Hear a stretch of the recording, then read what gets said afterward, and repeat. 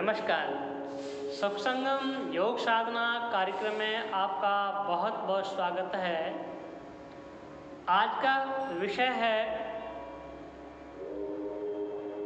घुटनों में न दर्द होगा न टक टक की आवाज़ आएगी।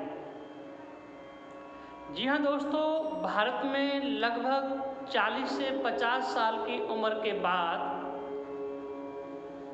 हर तीसरा व्यक्ति घुटनों के दर्द से पीड़ित है। घुटनों के दर्द के वजह से व्यक्ति को चलने फिरने में दिक्कत आती है, चौकड़ी मारने में दिक्कत आती है, उछल कूद करने में दिक्कत आती है, सीढ़ियाँ चढ़ने में दिक्कत आती है और बहुत सारी पीड़ा को व्यक्ति झेलता है। घुटनों के दर्द की वजह से उसका जीवन दूभर हो जाता है, मुश्किल हो जाता है। वीडियो को लास्ट तक देखें।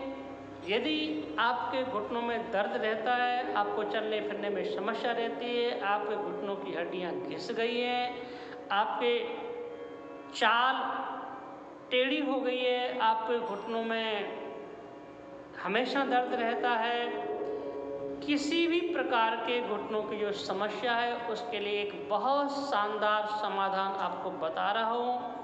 वीडियो को एंड तक देखें। आइए सबसे पहले जानते हैं घुटनों के दर्द के कारण को। घुटनों के दर्द के मुख्यतः 4 कारण हैं। पहला कारण है व्यायाम ना करना, दूसरा कारण है अधिक अम्लीय भोजन करना, तीसरा कारण है बिना भूख के खाना और चौथा कारण है मानसिक तनाव रखना। दोस्तों, व्यायाम ना करने की वजह से आपके पैरों और जंघों की मांसपेशियां कमज़ोर हो जाती हैं, खून की नाड़ियां कमज़ोर हो जाती हैं। खून की नाड़ियों के कमज़ोर होने के कारण से हमारे पैरों की, जंघों की मांसपेशियों को, कोशिकाओं को पूरा पोषण नहीं मिल पाता है। हमारी पैरों की खून की नाड़ियां स्वयं कमज़ोर हो जाती हैं, हड्डियां कमज़ोर हो जाती हैं। घुटनों की हड्डियों को, जो 2 हड्डियां होती हैं उनको जोड़ने वाले जो लिगामेंट होते हैं, जिनको रॉप कहते हैं, देसी भाषा में रॉप कहते हैं और मेडिकल की भाषा में लिगामेंट कहते हैं। लिगामेंट कमज़ोर पड़ जाते हैं। लिगामेंट कमज़ोर पड़ने के कारण से हमारे घुटनों की 2 हड्डियां आपस में टकराना शुरू कर देती हैं। दूसरी तरफ जब जंघा की मांसपेशी कमज़ोर होती है तो जंघा की ऊपरी मांसपेशी कमज़ोर होने की वजह से घुटने की पहली हड्डी का वजन दूसरी हड्डी पर पड़ता है। इस वजह से घुटने की हड्डी के घिसने के चांसेस बढ़ जाते हैं। प्रॉपर व्यायाम न करने की वजह से डीजनरेशन हड्डियों का शुरू हो जाता है। दूसरी तरफ जो हमारे अम्लीय भोजन से टॉक्सिन्स पैदा होते हैं, यूरिक एसिड बनता है, वह हमारे घुटने के जॉइंट के बीच में आकर के घुटनों के ग्रीस को अर्थात साइनोवियल फ्लूइड को नष्ट कर देता है, लिगामेंट को कमज़ोर कर देता है और हड्डी को ऊपर से नष्ट कर देता है। आपने देखा होगा कि तेजाब को यदि पत्थर के ऊपर गिराया जाता है तो तेजाब पत्थर में छेद कर देता है। तेजाब को लोहे के ऊपर गिराया जाता है, लोहा भी नष्ट हो जाता है। ठीक इसी प्रकार से जो यूरिक एसिड नाम का जो तेजाब बनता हुआ एक जहर है, वह हमारी हड्डियों की ऊपरी परत को, जिसको हम कार्टिलेज कहते हैं, वह नष्ट कर देता है, ऊपरी परत को नष्ट कर देता है। हड्डियों के अंदर से यूरिक एसिड के अंकुर निकल जाते हैं। जब दोनों हड्डियां आपस में रगड़ खाती हैं तो उनमें कड़क कड़क की आवाज़ आती है। इसलिए चलने फिरने पर व्यक्ति के घुटनों में आवाज़ आती है और दर्द भी होता है। इसलिए सबसे पहली जो आवश्यकता है, आपको नियमित रूप से अपनी जंघों की मजबूती के लिए, पैरों की मजबूती के लिए व्यायाम करना होगा। जंघों की मांसपेशियां मजबूत होंगी तो घुटने की पहली हड्डी का वजन दूसरी हड्डी पर न्यूनतम पड़ेगा और हड्डियों को, मांसपेशियों को, लिगामेंट को, सबको पोषण अधिक मात्रा में मिलेगा, यूरिक एसिड का प्रभाव कम होता चला जाएगा। तो सबसे पहला काम यह है कि आपको नियमित रूप से अपने घुटनों के लिए व्यायाम करना है। पैरों के लिए योगा, पैरों के दर्द के लिए योग, इस नाम के वीडियो को आप देख करके आप अपने घुटनों की मजबूती के लिए व्यायाम आज से ही शुरू करें। दूसरा कारण है घुटनों के दर्द का, वह है अधिक अम्लीय भोजन करना। जैसा कि मैंने पहले आपको बताया, अम्लीय भोजन अधिक मात्रा में करने से हमारे शरीर के अंदर अम्ल अधिक मात्रा बनता है, एसिड अधिक मात्रा बनता है। वह एसिड घुटनों में जा कर के घुटनों की हड्डियों को, लिगामेंट को नष्ट कर देता है। इस प्रकार से नींबू का अम्ल जो होता है वह चिकनाई को खत्म कर देता है। इसी प्रकार से यूरिक एसिड अर्थात जो जहर होता है, अम्ल होता है, वह घुटनों के अंदर जो ग्रीस होता है, जो फ्लूइड होता है, यानी चिकनाई होती है, उस चिकनाई को नष्ट कर देता है। तो सबसे ज़रूरी चीज़ ये हुई कि आपको अपने भोजन को क्षारीय करना होगा। क्षारीय भोजन का तात्पर्य है कि 80% भोजन आप सलाद, कच्ची सब्जियां और फ्रूट खाएं, 20% में अनाज, दालें और अन्य पकी हुई चीज़ें रख सकते हैं। आज से ही ये नियमित रूप से परिवर्तन करना शुरू कर दें कि 20% केवल अम्लीय भोजन अर्थात दाल, अनाज और जो अम्लीय चीज़ें हैं, दूध वगैरह, उन सबको केवल 20% करना है। 80% भोजन आपको क्षारीय करना है, अर्थात उसमें कच्ची सब्जी, सलाद और फ्रूट शामिल करें। इस प्रकार से आप अपने भोजन को बदलें। निश्चित रूप से आपकी हड्डियों का जनरेशन शुरू हो जाएगा, हड्डियों की घिसावट रुक जाएगी, एजिंग रुक जाएगी, उनकी रिपेयरिंग शुरू हो जाएगी और आप घुटनों के दर्द से निजात पा लेंगे।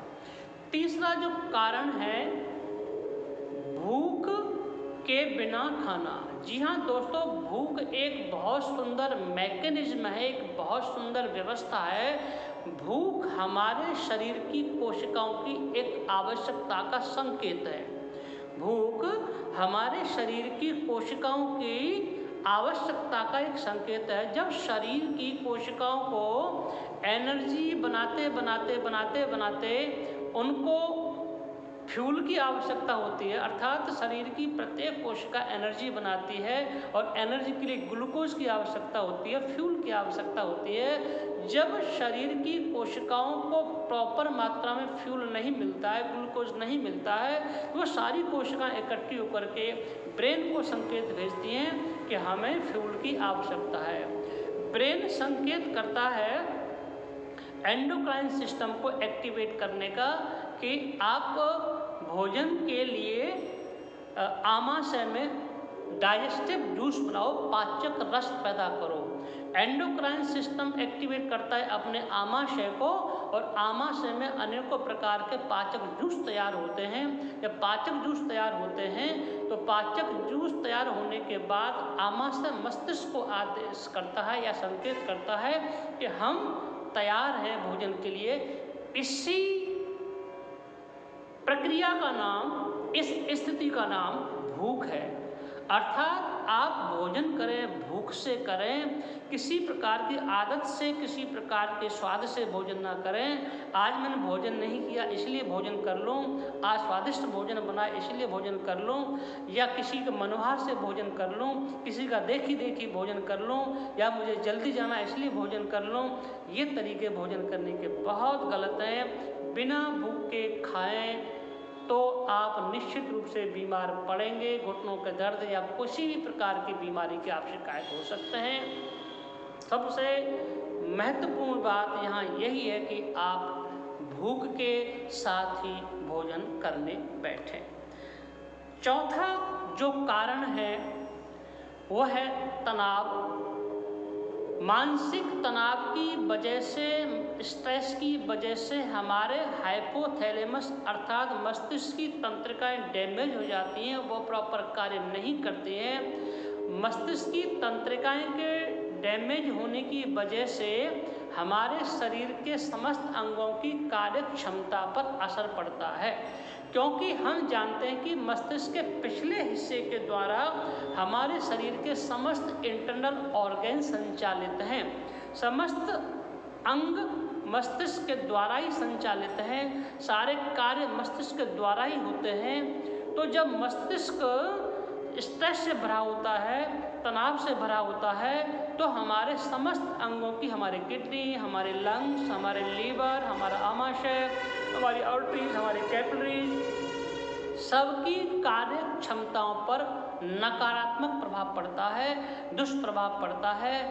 इसलिए तनाव को दूर रखना ही पड़ेगा। दूसरी तरफ तनाव के लगातार रखने की वजह से हाइपोथैलेमस एंडोक्राइन सिस्टम को कंट्रोल नहीं कर पाता है। हाइपोथैलेमस आवश्यकता के अनुसार बॉडी में हार्मोनल बैलेंस को करने के लिए एंडोक्राइन सिस्टम को अंतःस्रावी ग्रंथि तंत्र को एक्टिवेट नहीं कर पाता है। हाइपोथैलेमस अर्थात मस्तिष्क हमारा पहले एक्टिवेट करता है हमारे मास्टर ग्लैंड को, पिट्यूटरी ग्लैंड को, और पिट्यूटरी ग्लैंड पीयूष ग्रंथि जो होती है अन्य समस्त ग्रंथियों को एक्टिवेट करती है संबंधित हार्मोन के सेक्रेशंस के लिए, संबंधित हार्मोन को निकालने के लिए, रिलीज करने के लिए, ताकि हमारी आवश्यकताओं के अनुसार सारे प्रकार के हार्मोन्स हमें लगातार मिलते रहें। तो तनाव की वजह से दो कारण सबसे ज़्यादा खतरनाक होते हैं कि हमारे अंतःस्रावी ग्रंथि तंत्र से पर्याप्त मात्रा में हार्मोनल सेक्रेशंस नहीं हो पाता, हार्मोन्स की पूर्ति पर्याप्त मात्रा में नहीं हो पाती है, हमारी बॉडी में हार्मोनल इम्बैलेंस हो जाता है, जिससे हमारा मेटाबॉलिज्म बिगड़ जाता है, शरीर तंत्र पूरा बिगड़ जाता है, अस्त व्यस्त हो जाता है अंदर से। और दूसरी तरफ हमारे इंटरनल ऑर्गन्स की कार्यक्षमता पर दुष्प्रभाव पड़ता है। इसकी वजह से हमारे पूरे शरीर का इम्यून सिस्टम कम हो जाता है, हमारे WBC RBC न्यून हो जाते हैं, कम हो जाते हैं, और इम्यूनिटी सिस्टम हमारा यदि कमज़ोर पड़ता है तो हमारे शरीर में अधिक रोग पैदा होने की गुंजाइश पूरी बन जाती है। दूसरी तरफ तनाव के लगातार रहने से हमारी एजिंग फास्ट होती है, हमारे शरीर के समस्त अंगों की कार्यक्षमता और स्थिति निरंतर घटती चली जाती है, और उनमें एजिंग फास्ट होने की वजह से हमारा शरीर अधिक बुढ़ापे की तरफ दौड़ता है। तो 4 कारण हैं, इन 4 कारणों को आपको दूर करना होगा। नियमित रूप से आपको अपने दिनचर्या में व्यायाम को शामिल करना होगा। व्यायाम के लिए मैंने एक वीडियो पहले ही बना रखा है, पैरों के दर्द के लिए योग करें, इस नाम का एक वीडियो है। उस वीडियो को देख करके नियमित रूप से आप पैरों की एक्सरसाइज करना शुरू करें, जिससे आपके पैरों में, जंघाओं में, मांसपेशियों में, हड्डियों में प्रॉपर पोषण मिलेगा। दूसरा जो कारण है अधिक भोजन करना या अम्लीय अधिक भोजन करना, तो अम्लीय भोजन को आप बंद करके क्षारीय भोजन अधिक मात्रा में करें। जैसा मैंने पहले बताया 80% भोजन क्षारीय करें, अल्कलानिक करें, और 20% भोजन आप एसिडिक कर सकते हैं। तीसरा जो कारण है भूख लगने पर ही खाएं। भूख एक सुंदर विज्ञान है, भूख एक सुंदर मैकेनिज्म है, भूख एक सुंदर व्यवस्था है हमारे शरीर की, उसका संकेत अंदर से आता है भूख का, तभी हम भोजन करें। और तीसरा जो कारण है मानसिक तनाव को दूर करने के लिए लगातार आपको रचनात्मक होना पड़ेगा, सकारात्मक होना पड़ेगा। छोटी छोटी खुशियों में आप अपने आप को एंजॉय करें, छोटी छोटी उपलब्धियों में खुशियाँ ढूंढें, बड़ी खुशी की उम्मीद में छोटी छोटी खुशियों को जाया ना करें, हर पल का आनंद लें। रोजाना सूरज निकलता है, रोजाना ठंडी हवाएं चलती हैं, रोजाना मौसम बहुत अच्छा होता है, इस मौसम का आनंद लें। अपने परिवार के बीच में एंजॉय करें, खुशियों के पल का एंजॉय करें। कोई भी रचनात्मक कार्य करें, जो आपकी पसंद का कार्य है, रचनात्मक कार्य, उसको आप नियमित रूप से करें। कोई आपकी हॉबी है, कोई आपका अंदर से जुनून है, पैशन है, उस पर आप लगातार कार्य करते रहें। असफलताएं सफलताएं जीवन का अंग है, इनको ज़्यादा अपने ऊपर हावी ना होने दें। हमेशा पॉजिटिव रहें। इस धरती पर हर प्राणी, हर जगत, हर जीव एक दूसरे के सपोर्ट के लिए है, सहयोग के लिए है। तो इसी प्रकार से हम धरती पर समस्त प्राणियों का, समस्त जगत के वासियों का, समस्त मनुष्यों का आभार व्यक्त करें। सब एक दूसरे के सहयोगी हैं। इस प्रकृति का, इस मौसम का, इस सूरज चांद का, धरती का, सबको धन्यवाद दें। अपने माता पिताओं को, गुरुओं को, सबको धन्यवाद दें। अपने मित्र बंधुओं को सबको धन्यवाद दें और सबके प्रति सहानुभूति पूर्वक रहें, नकारात्मक भावों से दूर रहें। जैसे जैसे विचार लाएंगे वैसे वैसा हमारा निर्माण होता है। इसलिए विचारों को श्रेष्ठ करने के लिए हमने सिमरन की व्यवस्था बनाई, जाप करने की व्यवस्था बनाई, पूजा पाठ की व्यवस्था बनाई। जो सारे जो कर्मकांड करते हैं, पूजा पाठ करते हैं, अनुष्ठान करते हैं, हम जितने सारे उत्सव मनाते हैं, त्यौहार मनाते हैं, उन सब का मूल उद्देश्य है कि हमारी वैचारिक शक्ति को मजबूत किया जाए, विचारों को सकारात्मक, रचनात्मक किया जाए, विचारों को श्रेष्ठ किया जाए। विचारों से ही व्यक्ति का आंतरिक और बाह्य निर्माण होता है। इसलिए विचारों को श्रेष्ठ रखें, तनाव मुक्ति आपको निश्चित रूप से होगी। और लास्ट में वो चीज़ बता रहा हूँ जिसके लिए मैंने ये वीडियो आपको बना करके भेजा है। और ये 4-5 चीज़ें आपको मैं बता रहा हूँ, वो चीज़ें आप अपने भोजन में अवश्य शामिल करें। पहली चीज़ आपको बता रहा हूँ कि आप 3-4 अंजीर, 3-4 अखरोट और थोड़े से मगज के बीज अर्थात खरबूज या तरबूज के छिले हुए बीज, वो शाम को पानी में भिगो दें और सुबह उसको या तो ग्राइंडर में ग्राइंड करके, मिक्सर करके उसका दूध बना लें, उसमें शहद मिला लें, उसको पी लें। एक चीज़। दूसरी चीज़ आपको मैं बता रहा हूँ, एक मुट्ठी मूंगफली शाम को पानी में भिगोएं और सुबह उस पानी को फेंक करके मुट्ठी भर उस मूंगफली के दानों, कच्ची मूंगफली को शाम को पानी में भिगोएं, सुबह मूंगफली को पानी में से निकाल करके, साफ करके ग्राइंडर में ग्राइंड करें, मिक्स करें, मिक्सचर में उसको अच्छी तरह से पेस्ट बना लें और उसका दूध बना करके उसमें शहद मिला करके पिए तो आपके ताकत भी आएगी, घुटने आपके जल्दी से रिपेयर हो जाएंगे। तीसरी चीज़ आपको जो बता रहा हूँ, आप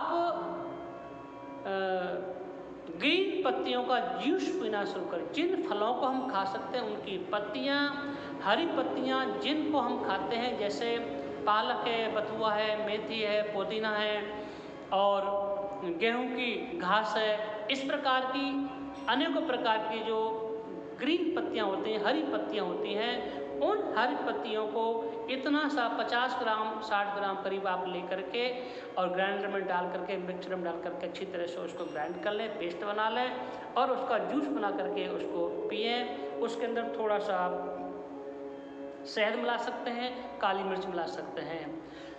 अगली चीज़ आपको मैं बता रहा हूँ कि आप कच्चा नारियल बाजार से लेकर, जिसमें गिरी होती, कच्ची गिरी होती है, कच्चे नारियल को बाजार से ला करके उसको ग्राइंड करके उसका दूध बनाएं, उसमें शहद मिला करके दूध पी सकते हैं। और कभी कभी आप कद्दू का या घिया का, लौकी का जूस बना करके भी पी सकते हैं। ये 5-6 चीज़ें मैंने आपको बताई। इन 5-6 चीज़ों में से डेली नियमित रूप से 2 या 3 चीज़ों का प्रयोग करें। अखरोट, अंजीर और मगज, खरबूज तरबूज के बीज, इनको तो नियमित रूप से शामिल करें। इसके अलावा दिन में एक बार कभी मूंगफली का दूध, कभी अखरोट की गिरी, कच्ची गिरी का दूध, कभी पत्तियों का जूस, कभी सीधा फ्रूट खा लिया।